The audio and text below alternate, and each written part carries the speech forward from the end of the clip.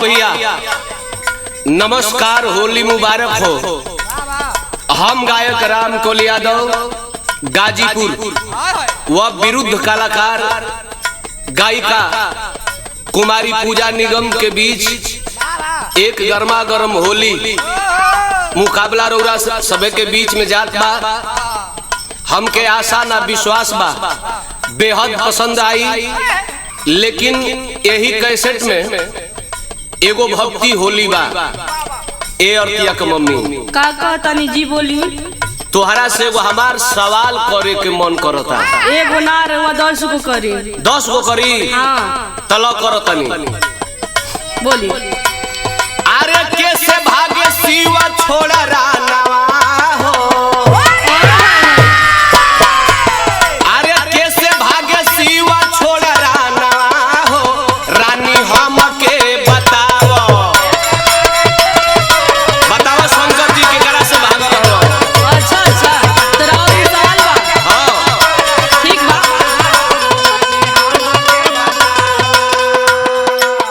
तेरा और सवाल बा। हाँ हो तो देखिए हम आपके सवाल का जवाब एकदम खारा खारा दे।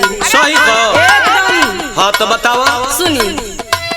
हो मरले कन्हैया जवाब बनवा हो। मरले कन्हैया जवाब बनवा हो। शिवा छोड़ के भागे रनवा। सही बात है ना? हाँ बुझ गइलू।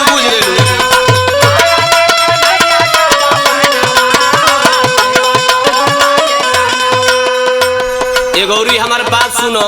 सुनाई। कवन समय भइल काहे के लड़ाइया। अच्छा ही आहो।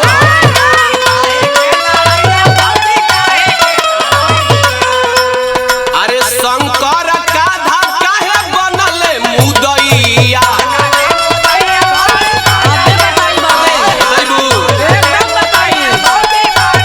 अरे मारल चाहे काहे हरि जानवा हो। अरे मारल चाहे काहे हरि जानवा हो। रानी हमके बताओ। हरि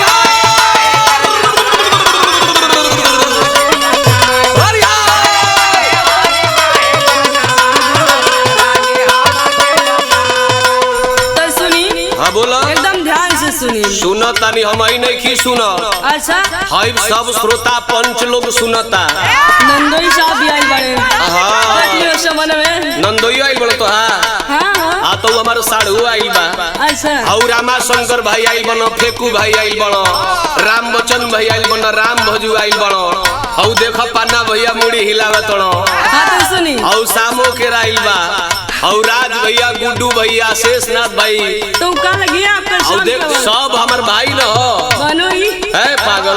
अरे होली गाली दे रही है का होली में तू। अरे होली कई चस्का न है। हाँ तो बोला हमारे सवाल का जवाब दो। सुनी। हाँ बोलो।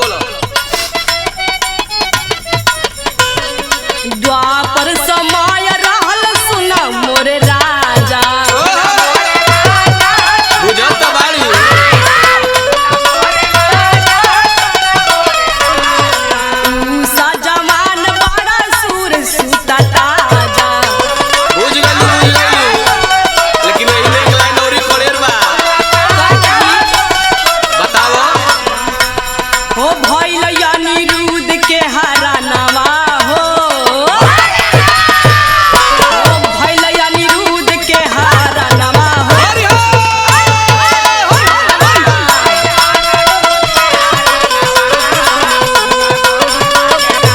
बुझ गई।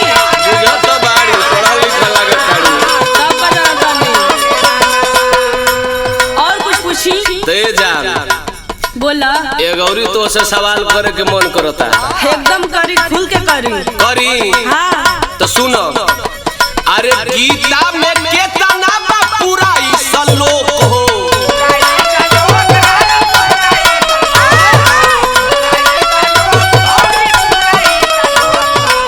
भेदावा बताई के मिटावा मोरा शोक हो।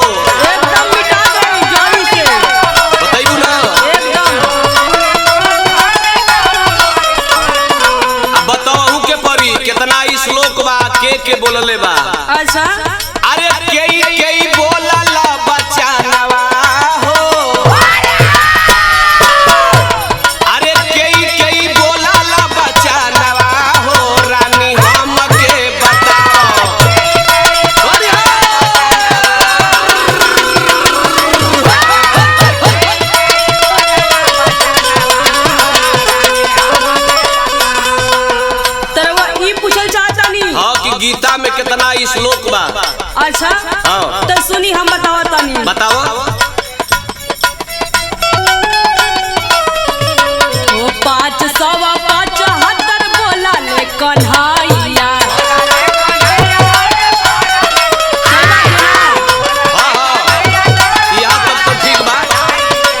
दासी अंधरा